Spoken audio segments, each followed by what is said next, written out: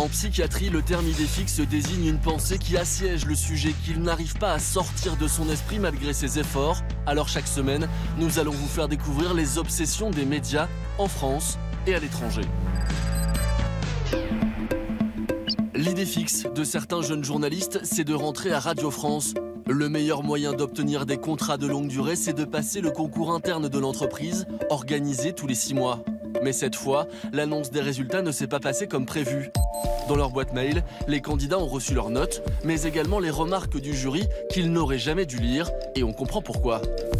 Un débit un peu désinvolte, limite poissonnière. Il serait pas mal en démonstrateur à Auchan ou DJ au Macumba. Après France Info Junior, voici France Bleu Junior, c'est Choupi fait du journalisme. Nous nous sommes procuré ce document où sont inscrites les remarques du jury. Nous avons pu contacter l'un des candidats recalés. Pour ne pas compromettre son avenir professionnel, il préfère rester anonyme. Des remarques qui sont un peu blessantes, un journal chiant à écouter, des lancements sortis tout droit des archives de Radio France. J'ai un peu notre survie sur un réseau qui nous plaît. Radio France, c'est une super maison et on peut tous y bosser. Mais quand on voit les conditions et le traitement a posteriori de l'évaluation, c'est un peu difficile à avaler. La direction de Radio France s'est excusée pour cette grosse boulette, ce qui n'a pas empêché Nicolas Demorand de critiquer cette méthode de management mardi à l'antenne de France Inter. Mais pourquoi la sélection doit-elle s'accompagner d'une telle humiliation? La question est stupide, mais elle se pose visiblement encore en 2017 à Radio France. De l'autre côté de l'Atlantique, les médias américains avaient cette semaine une idée fixe. Unescapable head-on collision of politics and sports. Un affrontement né d'une déclaration de Donald Trump en meeting la semaine dernière à propos de Colin Kaepernick, un joueur de football américain. C'est le premier à avoir posé son genou à terre lors de l'hymne avant chaque match pour dénoncer les violences policières contre les Noirs. Get that son of a bitch off the field right now. Out. He's fired. He's fired. 3 jours plus tard, pour répondre à l'insulte du président américain, de nombreux joueurs posent à leur tour un genou à terre lors de l'hymne national.